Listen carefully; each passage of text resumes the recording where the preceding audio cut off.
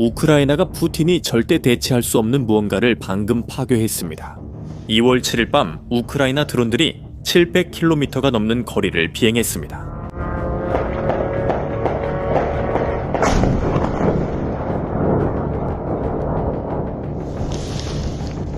러시아의 심장부까지 날아가 한 산업시설을 잿더미로 만들었습니다. 나사는 화재를 확인했고 목격자들은 폭발 장면을 촬영했습니다. 하지만 불타고 있던 것은 석유도 탄약도 아니었습니다. 그것은 푸틴의 가장 치명적인 미사일들이 날아다닐 수 있게 해주는 무언가였습니다. 지금 레드키노에서 피어오르는 검은 연기는 러시아가 이러한 무기를 생산할 수 있는 능력을 함께 실어 나르고 있습니다. 그리고 푸틴이 그것을 되돌릴 수 있는 방법은 아무것도 없습니다. 무슨 일이 있었는지, 무슨 일이 일어났는지부터 시작해봅시다. 유나이티드 24 미디어에 따르면 2월 7일 새벽에 우크라이나 보안국의 드론들이 레드키노를 향해 이륙했습니다. 그 마을은 트베르 지역에 있으며 모스크바와 상트페테르부르크 사이에 전략적으로 위치합니다. 푸틴은 그곳이 안전하다고 생각했습니다. 우리는 우크라이나 국경에서 700km 떨어진 거리에 대해 이야기하고 있습니다. 중간에는 여러 겹의 러시아 영토가 있고 길을 따라 방공망도 있지만 그 어떤 것도 중요하지 않았습니다. 드론들은 그 모든 것을 뚫고 지나갔습니다. 주민들은 그 순간을 촬영했고 그 영상 중 하나가 유나이티드 24 미디어가 X에 공유했습니다. 나무줄 사이로 불길이 보입니다. 드론이 다가오는 윙윙거리는 소리가 들렸고 러시아 방공망이 필사적으로 발포했지만 드론을 격추시키는 데 실패했습니다. 드론이 목표물을 명중시키고 거대한 폭발이 일어나며 레드키노 공장이 불길에 휩싸입니다. 텔레그램 아스트라 채널은 현장을 향해 날아가는 드론 중 하나를 보여주는 또 다른 영상을 공개했습니다.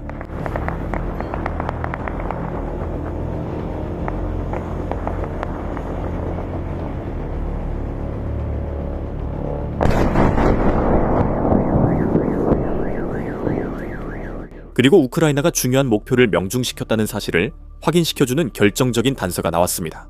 현장에 있던 목격자들은 파괴된 공장에서 강한 화학 냄새가 났다고 보고했습니다.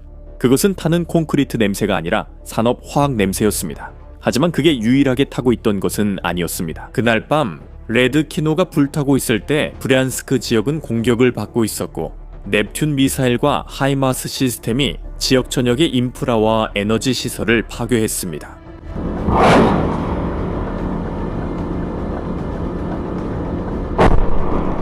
다음 에피소드에서 7개의 시군이 정전이 되었습니다. 지역 주지사인 알렉산드르 보고마스가 공개적으로 공격 사실을 확인했습니다. 이것은 매우 드문 일입니다. 러시아는 보통 모든 것을 부인하니까요. 러시아 주지사가 심각한 피해를 인정할 때 상황이 그가 말하는 것보다 더 나쁘다는 걸 알 수 있습니다. 이제 다음을 생각해보세요. 브리안스크는 우크라이나의 수미와 체르니히우 지역과 접해 있습니다. 보시다시피 우크라이나는 러시아인들에게 끊임없는 폭격 속에서 산다는 것이 무엇인지 느끼게 하고 있습니다. 하지만 그게 다가 아닙니다. 벨고로드도 암흑에 휩싸였습니다. 주지사 мя체슬라프 글라드코프는 주민들에게 암울한 발표를 했습니다. 적이 민간 도시 벨고로드를 폭격했습니다. 모두가 알다시피 우리는 군사 목표물이 없으며 심각한 피해가 발생했습니다. 그것은 정직하지 않은 선언입니다. 러시아는 우크라이나의 전력 인프라를 체계적으로 파괴하기 시작하면서 에너지를 군사 목표물로 바꿨습니다. 러시아는 이제 그 의미를 직접 배우고 있습니다. 그리고 일주일 만에 세 번째로 벨고로드는 대규모 정전을 겪고 있습니다. 이것은 단순한 우연이 아니라 패턴입니다. 여기에 이를 더 잔인하게 만드는 세부 사항이 있습니다. 며칠 전 우크라이나 드론이 벨고로드에 있는 루크 화력발전소를 타격했습니다. 터빈이 파괴되었습니다. 그리고 그 터빈을 누가 만들었는지 아십니까? 바로 미국의 제너럴 일렉트릭입니다.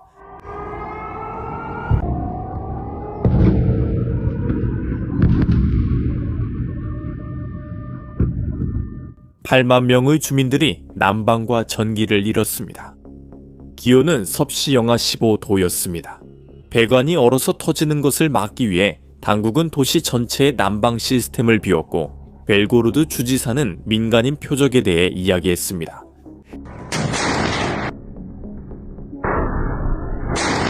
수천 명의 러시아인들이 추위에 떨고 있습니다. 그들의 정부가 에너지를 전쟁 무기로 사용하기로 결정했기 때문입니다. 아이러니가 큽니다. 이번 공격의 규모는 인상적입니다. 같은 밤 사라토프의 발라초프에 있는 석유 저장고가 우크라이나 드론의 공격을 받았습니다.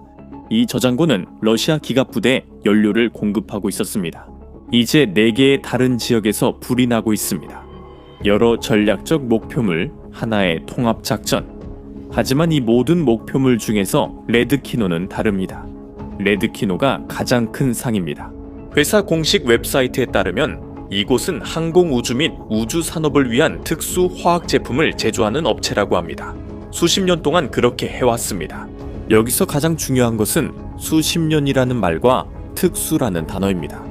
왜냐하면 이것은 이 공장이 푸틴이 집권한 기간만큼 오랫동안 존재해왔고 이곳에서 생산하는 제품은 러시아 내 다른 어떤 곳에서도 찾을 수 없다는 것을 보여주기 때문입니다. 아는 사람은 거의 없지만 레드키노는 장거리 순항 미사일을 위해 특별히 설계된 고밀도 합성 연료인 데실린 M을 생산합니다. 우리가 말하는 미사일은 KH-55, KH-101, KH-55, 그리고 바다에서 발사되는 칼리브르 미사일과 같은 것들입니다. 데실린 M 없이는 이 미사일들이 발사되지 않습니다. 지금 이 연료의 유일한 공급원이 불타고 있죠. 그리고 이 연료가 왜 러시아인들에게 중요한지 아십니까? 왜냐하면 이 연료는 영하 50도 이하의 온도에서도 액체 상태를 유지하기 때문입니다. 그리고 그게 아주 중요하죠. 이유는 간단합니다. 이 미사일들은 매우 높은 고도에서 장거리로 비행하기 때문입니다. 이런 조건에서는 일반 연료가 얼어버리고 엔진이 멈추며 미사일이 하늘에서 떨어지게 됩니다. 하지만 데실린은 계속 흐릅니다. 심지어 Tu-95MS나 Tu-160 폭격기가 미사일을 고도 12,000m에서 발사할 때도 마찬가지입니다. 러시아는 이 기술을 완전히 익히는데 수십 년이 걸렸지만 우크라이나는 하룻밤 만에 모든 것을 파괴했습니다. 그리고 각 KH-101 미사일에는 약 1.5톤의 데실린 M이 필요합니다. 여기서 중요한 점이 하나 있습니다. 이 연료의 합성은 매우 특수한 장비에 달려 있습니다. 조사에 따르면 우크라이나가 공격한 이 공장은 미국 기업 에콜랩이 제조한 장비, 특히 푸자 프롤리트 CT-175 수지를 사용하고 있었습니다. 러시아는 국산 대체품으로 교체하려고 시도했지만 러시아인들 자신도 이러한 대체품이 상당히 비효율적이라는 것을 인정하고 있습니다. 그리고 그들에게는 더 큰 문제가 있습니다. 이 원자로들은 독특하며 맞춤형으로 제작되었습니다. 소식통에 따르면 그렇습니다. 이런 원자로를 새로 제작하고 설치하는 데는 정상적인 상황에서는 6개월에서 12개월이 걸리지만 지금은 정상적인 상황이 아닙니다. 레드키노 시설은 이미 영국과 미국의 제재를 받고 있습니다. 이 원자로를 만드는 데 필요한 서방의 부품들은 완전히 차단되어 있습니다.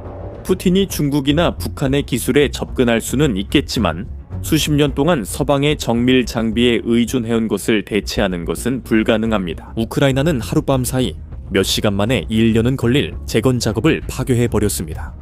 그리고 데칠림 M 생산이 중단되는 하루하루가 곧 새로운 미사일이 발사 준비를 하지 못하는 하루가 됩니다.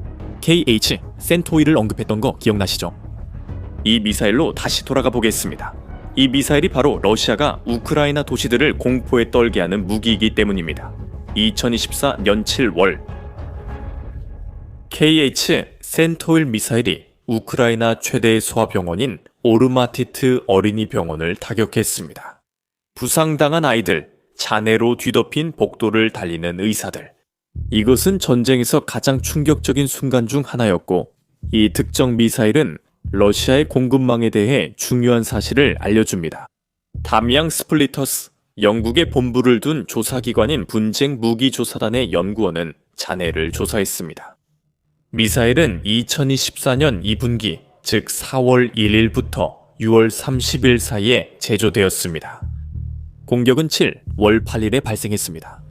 계산해보세요. 미사일은 발사되기 8일에서 12주 전에 생산된 것입니다. 뉴욕타임스는 2024년 8월에 이 상황을 설명하기 위해 입에 풀칠하다라는 표현을 사용하며 이를 보도했습니다. 다시 말해 그들이 말하고자 하는 것은 러시아가 분명히 전략적 비축량이 없다는 것입니다. 그들은 생산하고 공급하고 즉시 사용합니다. 그리고 이 사실을 아는 것이 모든 것을 바꿉니다. 만약 러시아에 미사일과 연료가 가득 찬 창고가 있었다면 레드키노를 파괴하는 것은 단지 불편함이나 일시적인 중단에 불과했을 것입니다. 하지만 그들은 가득 찬 창고를 가지고 있지 않습니다.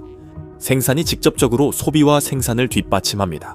그리고 공격을 멈추게 하려면 6개월 후도 아니고 3개월 후도 아닙니다. 바로 지금입니다. 그리고 여기에는 잔인한 아이러니가 있습니다. 러시아는 자기 전략의 대가를 치르고 있습니다. 수개월 동안 블라디미르 푸틴은 우크라이나의 에너지 인프라를 체계적으로 폭격해왔습니다. 2026년 1월 한 달 동안만 러시아는 여러 종류의 미사일 158발을 우크라이나에 발사했습니다. 하루 평균 5.1발입니다. 12월에 유럽정책분석센터는 우크라이나의 15개 모든 화력발전소가 손상되었거나 파괴되었다고 기록했습니다. 11월 25일 키이우에서 동시다발적인 정전이 발생해 4만 명 2,000기를 잃었습니다. 드니프로에서는 2만 1천 명, 오데사에서는 2만 명이었습니다. 푸틴은 우크라이나의 에너지를 공격해 우크라이나의 의지를 꺾으려 했고 우크라이나는 이러한 공격을 수행하는 무기를 제조하는 러시아의 능력을 공격함으로써 대응했습니다. 푸틴이 게임의 규칙을 정했지만 이제 우크라이나가 더 잘한다는 것을 깨닫고 있습니다. 볼로디미르 젤렌스키 대통령은 2월 8일에 이것을 직접 설명했습니다. 우크라이나가 순수하게 군사 목표가 아닌 에너지 시설을 공격할 자원이 있는지 묻자 그는 군사 목표와 에너지 인프라 중에서 선택할 필요가 없습니다. 라고 말했습니다. 그는 그 에너지를 팔고 푸틴은 석유를 팝니다. 그러니 그것이 에너지 목표인지 군사 목표인지입니다. 솔직히 말해서 그건 똑같은 일입니다. 그는 석유를 팔고 돈을 받아 무기에 투자한 다음 그 무기를 사용해 우크라이나인을 죽입니다. 이 발언은 러시아에게 에너지가 군사력이고 산업 인프라도 군사력임을 보여줍니다.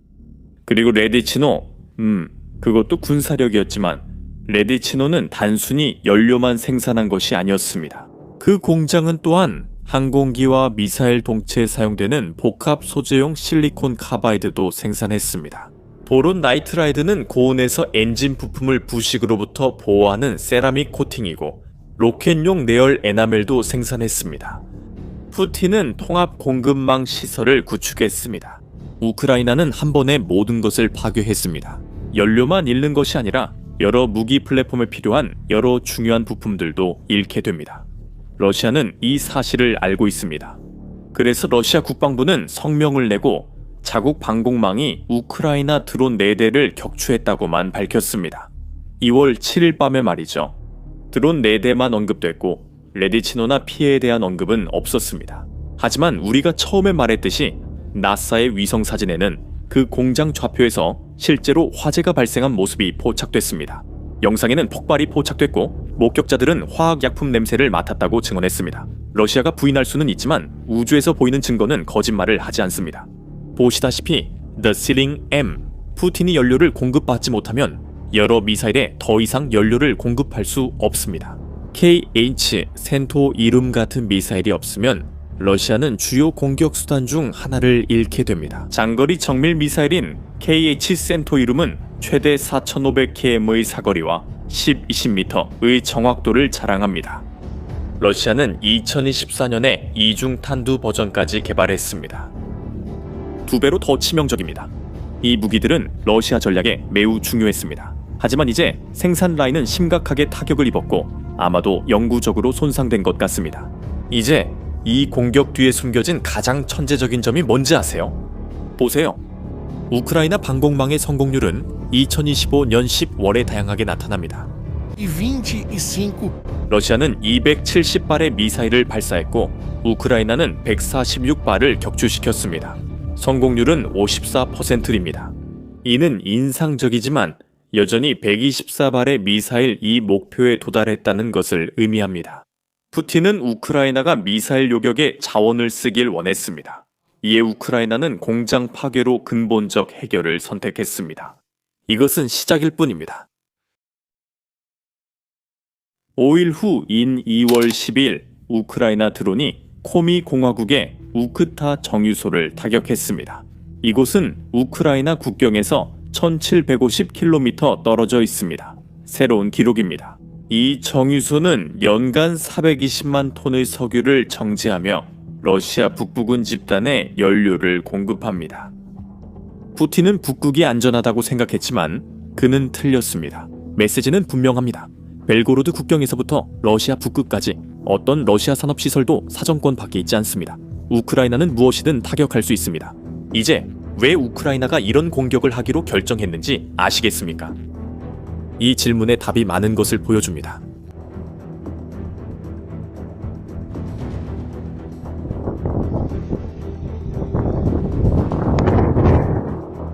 (2026년 1월 9일) 러시아는 우크라이나를 상대로 오레슈니크 중거리 탄도미사일을 사용해 대규모 공격을 감행했습니다.